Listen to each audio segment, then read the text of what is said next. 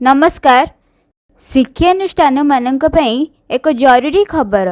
सबु शिक्षानुष्ठान सरकारी किंबा बेसरकारी रे नवेम्बर 7 तारिख दिन वंदे मातरम समवेत स्वर रे गान पई शिक्षा विभागर निर्देशनामा आसंतु कारण जानिबा।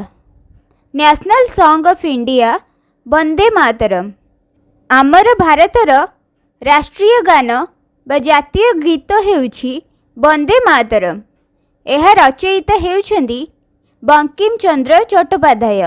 एही गीतटी 1875 मसीहा नवेम्बर 7 तारिख रे तांक लिखित आनंद मठ उपन्यास रे स्थापित होइथिला।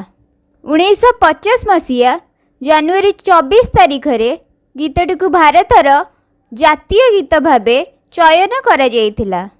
नवेम्बर 7 तारिख रे राज्य पालिबाकु जाउछि वंदे मातरम रो 150तम पूर्ति समारोह।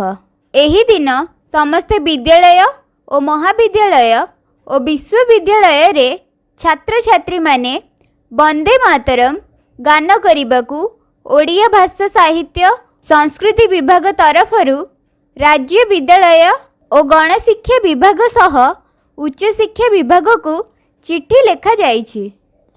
एथिसह समस्त विद्यालय महाविद्यालय और विश्वविद्यालय रे देशात्मक बोध प्रबंध क्विज वक्तृता संगीत और पोस्टर मेकिंग प्रतियोगिता भी आयोजित हेबा पई निर्देश रहिछि।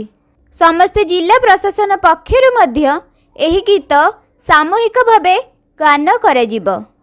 निर्वाचन आचरण विधि लागू होइथिबारु केवल नुआपड़ा और कलाहांडी जिले रे यह लागू हेब नहीं।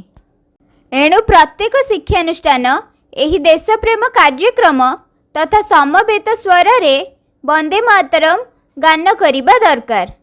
अन्यपटे संस्कृति विभाग पक्षरु वंदे मातरम को नहीं रवींद्र मंडप ठारे राज्य स्तरीय उत्सव सह प्रदर्शन आयोजित हेब। दिल्ली इंदिरा गांधी इंडोर स्टेडियम रे ए उपलक्षे आयोजित हेबाकु थिबा जातीय स्तरीय कार्यक्रम रे प्रधानमंत्री नरेंद्र मोदी उद्बोधन देबार कार्यक्रम रहिछि। एही उद्बोधन और कार्यक्रम को ओडिसा रे लाइव स्ट्रीम करा जिवो बोली जणा पड़िछि।